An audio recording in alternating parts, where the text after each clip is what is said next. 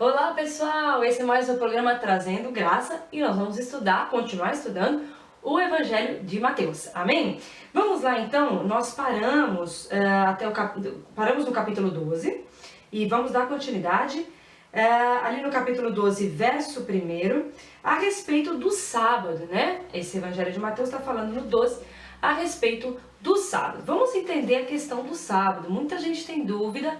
Na realidade, a maioria dos cristãos sabe que não precisa mais guardar o sábado, que isso era segundo a lei de Moisés no Velho Testamento. Porém, e há algumas outras doutrinas que guardam, mas a maioria não sabe responder por quê. E eu vou tirar essa dúvida de cada um hoje. O que acontece, gente? A Bíblia fala que o sétimo dia é o sábado, né? Deus criou a terra e no sétimo dia, que é o sábado, ele descansou. Sábado é a palavra Shabat, que vem da palavra Shalom. Shalom significa paz, descanso, ou seja, Deus descansou no sábado e o sábado significa descanso. Se você for em Gênesis capítulo 2, a Bíblia fala que Deus descansou de todas as obras dele. Isso significa que o que está acontecendo agora, Deus já descansou disso também. Ele está num descanso permanente de todas as coisas que estão acontecendo agora. Por quê? Porque nós estamos no tempo, Deus não está. Por isso que é fácil da gente entender por que Jesus carregou o nosso pecado de nossa vida inteira na cruz. As pessoas acham que ele carregou o pecado daqui para trás. Conforme eu vou pedindo perdão, ele vai perdoando um a um. Isso é a nossa limitação, porque estamos no tempo. Jesus resolveu o pecado de uma vida inteira, até porque quando ele morreu, você nem tinha nascido ainda. Então todos os pecados eram futuro, e ele já tinha resolvido isso, ok? Então, no sétimo dia, Deus descansou. O que acontece? Tudo do Velho Testamento, ali quando vem a velha aliança, ali quando Deus fala com Moisés e manda ele fazer o tabernáculo e manda trazer as leis, guardar o sábado, tudo isso é uma figura das coisas que haviam de ser reveladas a nós. Até mesmo o tabernáculo que Moisés construiu, ele é uma figura, isso fala-se em Hebreus, a carta aos Hebreus, ele é uma figura do tabernáculo celestial, daquilo que está no céu, né? Assim também, o sábado era uma representação do descanso. As pessoas tinham que descansar no sábado e também havia o sétimo ano, onde a terra de Israel também deveria passar pelo descanso. A gente viu como o descanso é algo importante na vida das pessoas e como Deus queria trazer esse ensino. E uma das coisas interessantes de você entender é que Jesus se tornou o nosso descanso. Isso fala lá em Hebreus capítulo 4, depois você mesmo dá uma olhada e todo o capítulo fala sobre o fato de Deus nos chamar para entrar no descanso dele. Que descanso? Aquele sétimo dia quando ele terminou todas as suas obras. O que acontece? Antes de Cristo vir, ser manifestado a nós como homem para nos salvar, antes dele vir, nós estávamos na força das nossas obras, da nossa justiça, daquilo que nós podíamos fazer. Nós não estávamos descansando. Quando Cristo veio, ele trouxe descanso a nós, né? Quando fala que o jugo dele, a gente estudou na outra aula, o jugo dele é leve, o jugo dele é suave. Ou seja, ele trouxe descanso para nós. De quê? De todas as obras. Por isso que hoje, tudo que eu necessito vem pela fé. Eu creio, sou curada. Eu creio, sou abençoada. Eu creio, sou salva. Eu já não preciso me esforçar e confiar na minha carne. Eu apenas creio e recebo. Isso se chama descanso. Isso significa entrar para o sétimo dia de Deus permanentemente. Então hoje, Cristo se tornou o nosso sábado. Nós não precisamos guardar literalmente um dia, porque aquilo era uma figura, amém? No Velho Testamento. Hoje, Cristo é o nosso sábado. Depois você lê Hebreus 4 e você vai ver como fala sobre entrar no descanso através da fé, tá bem? A gente vai lá, então, ainda no capítulo 12, como eu falei, eu separo alguns versículos chaves, que são de dúvida para a maioria das pessoas e que também dá para trazer edificação para nós e que são contraditórios para alguns. No capítulo 12, verso 20, algo interessantíssimo, gente. Diz assim, lá no verso 20, capítulo 12. Não esmagará a cana quebrada, nem apagará a torcida que fumega, até que faça vencedor o juízo. Está falando de Jesus. Não quebrará, não esmagará a cana quebrada, e nem apagará a torcida que fumega. Se você for para, eu até marquei aqui, Isaías 42, diz a mesma coisa aqui. Esse negócio de não esmagará a cana quebrada e nem apagará, em Isaías 42 fala o pavio que fumega, e é uma representação de Moisés e de Elias. Moisés que esmagou a cana quebrada, ele bateu na rocha, e Elias que apagou o fogo. Ele passou por aquele sacrifício e dali em diante, quando foi ameaçado por Jezabel, ele desmotivou. Ambos, figura da lei, Moisés, e figura dos profetas, Elias, ambos desmotivaram, não entraram. Moisés não entrou na promessa porque perdeu a paciência, e Elias desmotivou. Ambos estavam debaixo da velha aliança. Isso é uma figura, ele está colocando aqui que Jesus não fracassaria. Essa é a verdade. Moisés e Elias fracassaram em sua missão. Ele diz aqui, Jesus não fracassará. Ele vai ver vencedor o juízo. Que juízo? O juízo de Deus que viria para consumir cada um de nós por causa do pecado. Seria ele colocado no nosso lugar e o juízo cairia sobre ele. Ele tomaria o nosso lugar, totalmente acabaria com o pecado, ressuscitaria e nos daria a vida. Ele veria essa vitória, e é isso que está falando aqui, amém? Ele até termina no versículo 21, e no seu nome esperarão os gentios. Eu coloquei aqui pra gente falar disso. Muita gente não sabe disso ainda. É engraçado que alguns líderes, pastores sabem mais e alguma parte do povo sabe a respeito do que é gentios e judeus. E se você não vai conseguir entender as cartas de Paulo se você não souber sobre isso, tá? Ele diz que no nome dele os gentios esperariam. Só para você entender, pela Bíblia o mundo é dividido em dois povos, tá? Judeus e gentios. Os judeus, povo de Deus, povo que nasce de Abraão, né? Segundo a carne, nasce de Abraão, é feita uma nação, chamada os judeus, eram os hebreus, os judeus, povo de Israel. E o restante do mundo eram os gentios. A Bíblia fala que em Cristo, Deus reconciliou esses dois povos, gentios e judeus, e fez um povo para ele. Mas por meio de Cristo, porque os judeus descendem pela carne de Abraão. Nós, gentios, somos descendentes de Abraão por meio da fé. Percebe? Só que Deus havia se manifestado somente aos judeus. Deus era Deus dos judeus. Porém, quando os judeus rejeitaram Jesus, isso está lá em Romanos 10, 11, quando os judeus rejeitaram Jesus, coube a nós a promessa de sermos salvos também pela fé. Então Deus anunciou isso em Isaías, ele diz muito, que ele chamaria um povo a quem não era povo para crer nele. Então foi anunciado a todo o mundo o nome de Jesus, para que todo aquele que cresce nele também recebesse salvação. Então ele diz aqui que os gentios esperariam também em Jesus, tá bem? Então só para você entender, você é gentil. Se você não é judeu, você é gentil, tá bem? Então, capítulo 12, verso 32, vamos ainda no capítulo 12, tá cheio de coisa rica nesse capítulo 12. No verso 32, ai, que dúvida grande da maioria, diz assim: se alguém proferir alguma palavra contra o Filho do Homem, ser-lhe-á isso perdoado. Mas se alguém falar contra o Espírito Santo, não lhe será isso perdoado, nem mesmo neste mundo, nem no porvir. Blasfêmia contra o Espírito Santo. Muita gente tem dúvida nisso, e tem pessoas que já me procuraram, dizendo, será que eu blasfemei?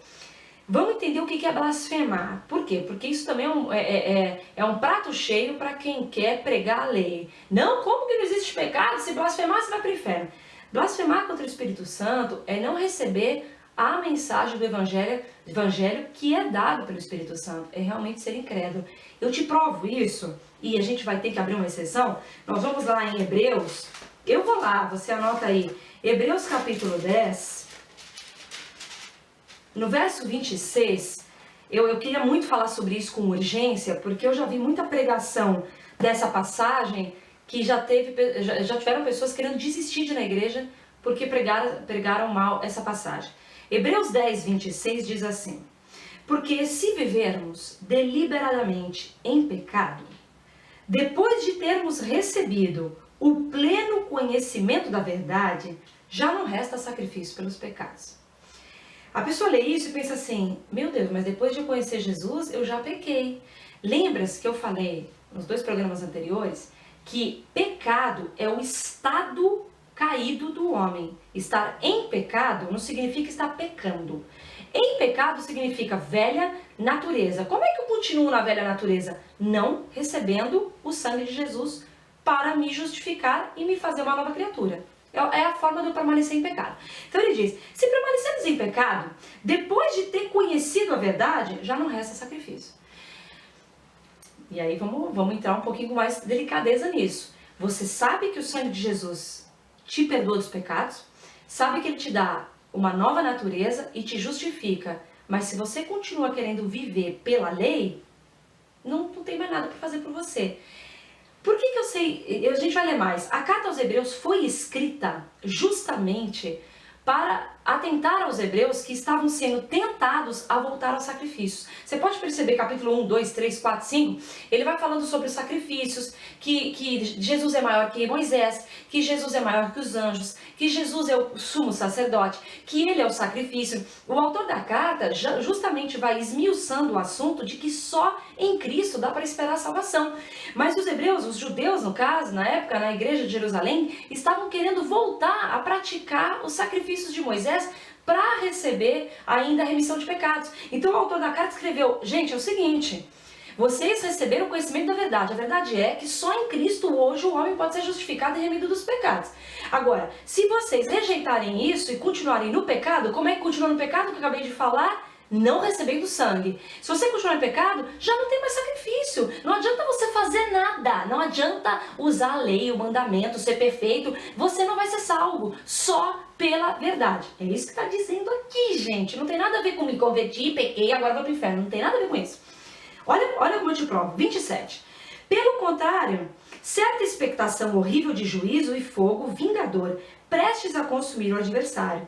Sem misericórdia, morre pelo depoimento de 2 ou 3 testemunhas quem tiver rejeitado a lei de Moisés. De quanto mais severo castigo julgais vós, será considerado digno aquele que calcou aos pés o Filho de Deus e profanou o sangue da aliança com o qual foi santificado e ultrajou o Espírito da graça. Sabe o que é profanar? Tornar inútil. Quem anda pregando a lei e dizendo para você que se você não fizer por onde você não vai ser salvo, essa pessoa está fazendo inútil o sangue de Jesus. Ela está dizendo que o sangue de Jesus não é suficiente para salvar você. Você ainda por cima tem que fazer obras. Essa pessoa está ultrajando o Espírito da graça. Isso sim é andar em pecado. Isso é blasfemar. O quê? É você rejeitar o Espírito da graça. É você rejeitar o sangue que pode fazer sacrifício por você. Ele falou, não resta mais sacrifício, ok? Isso é blasfemar. É rejeitar a graça. A graça, rejeitar a graça é blasfemar. Voltamos lá em Mateus, forte, né, irmãos? Mateus 12, ainda a gente vai falar, anda um pouquinho lá. 12, no verso 33, fala da árvore e dos seus frutos. Olha que legal, gente. Ou fazei a árvore boa e o seu fruto bom, ou a árvore má e o seu fruto mau. Porque pelo fruto se conhece a árvore. Vamos entender uma coisa bem legal aqui, gente? Que aqui ele está falando de uma árvore boa e de uma árvore má. No Jardim do Éden, haviam 2 árvores, a boa e a má. A árvore boa, qual era? Era a árvore da vida. Todo homem que comesse dela viveria para sempre. Até Deus guardou a árvore, porque o homem tinha caído, e se ele comesse dela, ia ficar caído para sempre. Então, primeiro haveria de ter um sacrifício, para depois ele viver para sempre. A árvore da vida é o próprio Jesus. Ele primeiro limpou você, depois te deu vida eterna. Não poderia você viver eternamente em queda, em pecado. Já pensou? E qual era a árvore má? A árvore do conhecimento do bem e do mal. Essa era a árvore má. E o mais interessante é que a gente olha as pessoas hoje assim e pensa assim, ah não, pela árvore se conhece, pelos frutos se conhece a árvore. Aí você olha para uma pessoa e normalmente a maioria das pessoas do mundo inteiro, elas fazem coisas boas e coisas ruins. Elas fazem tudo junto. Você vai na igreja, a mesma coisa. Tem os bonzinhos, mas esses bonzinhos também fazem coisas más. É carne, não tem jeito. E eles fazem bem e fazem mal na mesma pessoa. Essa é a árvore do conhecimento do bem e do mal. No fundo, é mal. Porque é o fruto mal que trouxe a morte para o homem. O fato de uma pessoa fazer o bem e o mal significa que o fruto é mal. Fruto bom, Quando você vê fruto bom numa pessoa, não é quando praticamente ela faz o bem ou faz caridade, não é isso. Fruto bom numa pessoa é quando o que ela fala traz vida. É quando você vê vida transparecendo na vida dela. É quando ela fala de Jesus. Então ele diz que o fruto bom você conhece quando traz vida. É a árvore da vida. Aquela pessoa é árvore de vida quando o que ela fala traz vida, tá bem? Não é quando ela fala é bom ou é ruim. Isso aí, se for as duas coisas, é ruim. Aí no versículo 37 do capítulo 12 diz assim: porque pelas suas palavras serás justificado, e pelas tuas palavras serás condenado. Ah, chama aqui um jeito de ser condenado. Não. Pelas tuas palavras serás justificado, e pelas tuas palavras será condenado. Sabe o que quer dizer isso? Como diz em Romanos: se confessar com a tua boca o Senhor Jesus e creres no teu coração, pelas tuas palavras será justificado. Se você confessar a Cristo, você será justificado. Se você rejeitar a Cristo, não crê nele, e pelas suas palavras é nítido quando você não crê nele para ser justificado, já está então condenado. Gente, a gente tem que ler a Bíblia à luz da graça. Toda pessoa que lê a Bíblia e só enxerga a condenação, tudo que ela fala é, tá vendo? Aqui, ó, gente, essa pessoa não recebeu perdão ainda. A mente dela ainda está em pecado. A consciência dela não foi lavada. Ela não recebeu sangue. Quando ela lê e só enxerga a condenação, ela ainda não recebeu lavagem da consciência. Ela não recebeu perdão dos pecados ainda, tá? Então, vamos ler tudo com o coração de graça, vendo Deus gracioso nos amando. Capítulo 13, verso 41...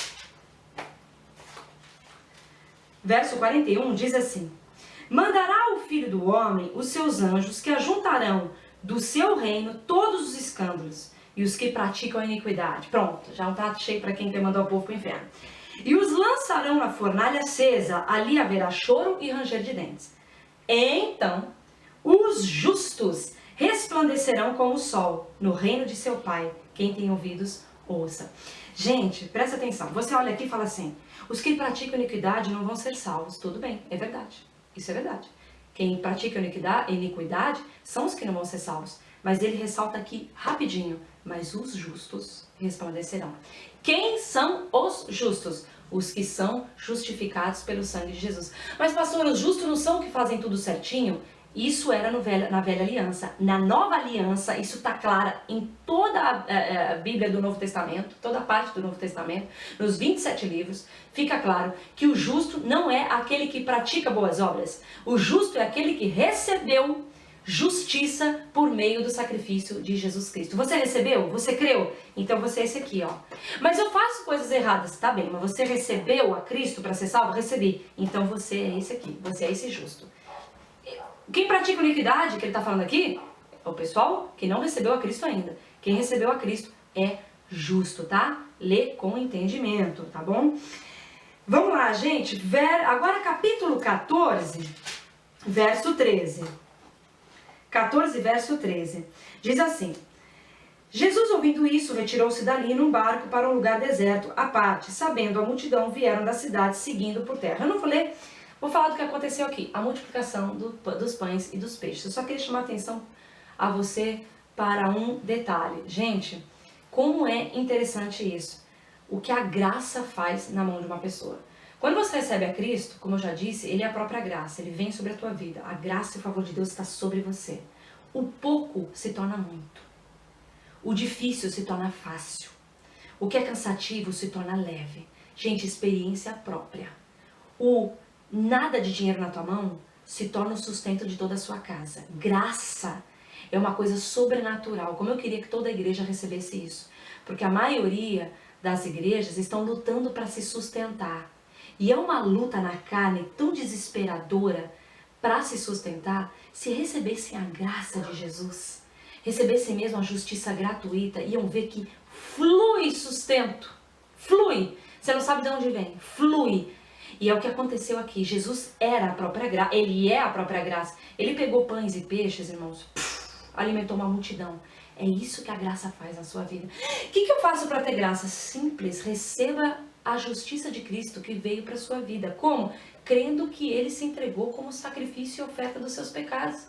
E deu a você o dom gratuito dele. O quê? Tudo aquilo que Ele recebeu agora é teu, que você receba essa verdade, porque graça pode transformar a sua vida de luta numa vida de descanso, no sábado de Deus, que é o que Deus quer que a gente entre. Amém? Gente, eu vou parar aqui pra gente fazer mais pro próximo programa. Tem muitas coisas maravilhosas ainda para fazer de Mateus. Eu espero que você me acompanhe pro próximo, que nós vamos falar de coisas preciosas. Que o estudo tenha sido uma bênção na sua vida e a gente volta na próxima, em nome de Jesus.